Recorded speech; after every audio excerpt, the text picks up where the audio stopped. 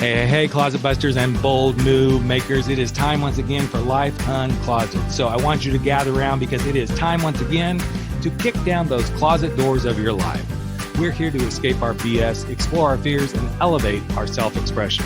I'm your host, Rick Clemons. I'm the bold move expert and that coming out guy who's going to take you to the party, the pulpit, the wake, and back to the party of living your life uncloseted. So come on along with me and grab hold of yourself and get ready to step out, step up, and step into facing your fears, making your bold moves, and living life without apologies. Now let's get to the show. Hey, Life Uncloseted family. It is time once again for a really quick riff and rant. I haven't done one of these in a while, but I got inspired by this because of a review that I found on the Life Uncloseted podcast. And I usually just read those and take them in for what they are. But this one struck a chord in me, not an angry chord, but I want to come back with a little bit of feedback for the person who left this review. And I'm not going to mention their name, but if you go to the reviews on iTunes, I'm sure you'll find it. But I have heard these kind of reviews or these kind of comments before. And this is strictly regarding coming out of the closet late in life after you've been married and had kids. And this person left this review. While searching for information on straight spouses, I found this. While it's great to come out, I think you should also cover the topic of people they hurt when they do come out if they are married. This is a growing trend, and there are a lot of people whose lives are destroyed because of this. While I agree with it being a growing trend, because people are finally realizing they need to live their life, not somebody else's version of their life. While I agree that people do get hurt when they come out of the closet after they've been married in a heterosexual relationship and have children, I'm going to invite those who hold these opinions to ask themselves if at the point in time some of these people got married. I got married when I was 24 years old. It was in the mid-'80s. Homosexuality was frowned upon. It was looked down upon. I had come out when I was 19, and I was told I was going to go to hell, that I couldn't be this. I went through some religious counseling, and I bought in.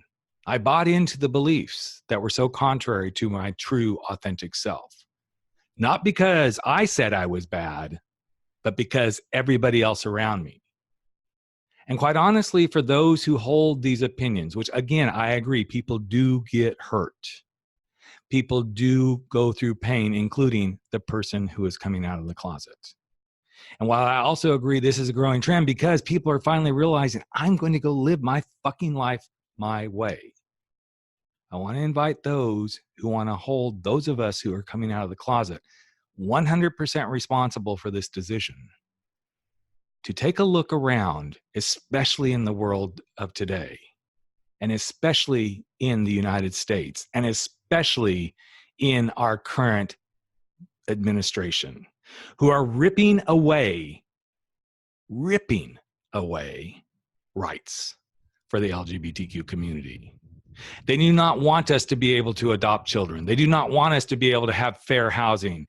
They do not want us to be able to be employed and that employers can discriminate against us simply because we happen to be LGBTQ. They do not want us to be married, even though it's now constitutional law. Trust me, they're going to go test that law as soon as they get a chance.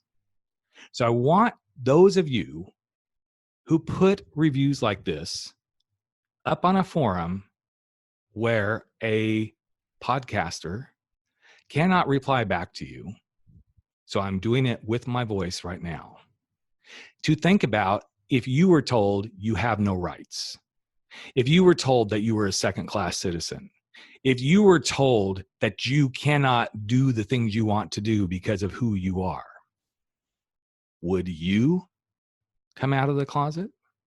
Would you go against everything that you believe? Because otherwise, you're going to be punished for it. Trust me, I am one of the more compassionate people around the damage that gets done to a family. I lived it. I breathed it. I worked through more than anything I will ever talk about in a public forum because I respect my ex-wife. But trust me, if the world and society didn't put the pressure and didn't buy into beliefs that are contrary to who we know we are as people, because I know at my deepest soul that I am a gay man, I will always be a gay man, and it doesn't just have to be about sex.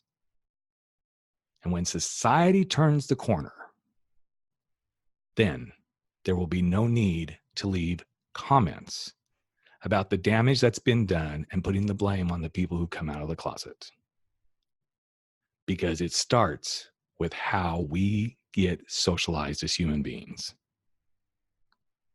I own what I did. And most people who do come out of the closet own what they did. But I beg you to go look at the circumstances that led them to do what they are doing. When we have young people committing suicide, when we have kids being beaten up in school because they are gay, lesbian, bisexual, or transgender, when you can't go to work for fear of being fired because of who you are, do not sit on your little stump and tell me in a weak, uncourageous post on my podcast that I'm not doing the right kind of shows, because I've done plenty of shows around the other side of the closet. And as for not doing more of those shows, there's plenty of other shows out there that work with the straight spouses whose spouses have come out. But I invite you to go look through my history of podcasts, and you will find numerous podcasts out there. And before you speak and before you write a review, take a moment and be empathetic to the reasons that people have done what they had to do. I appreciate the review because it gave me some really good opportunity to express my feelings on a subject that I haven't expressed in quite a while.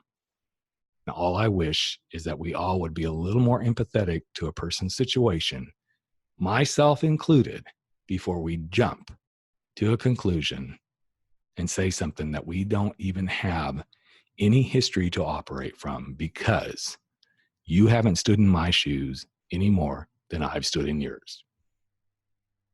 And with that, I just want to say thanks for listening to this rant and this riff, and go out there and never stop stepping up, stepping out, and stepping in to helping everyone live their life uncloseted, no matter what their situation is, and do it with empathy and respect. Hey, Life Uncloseted family. Another episode of Life Uncloseted has come to an end, and it is time for all of us to sashay away and go face our fears, make those bold moves, and stand up to living our life without apology. But before you do, I've got a favor to ask of you.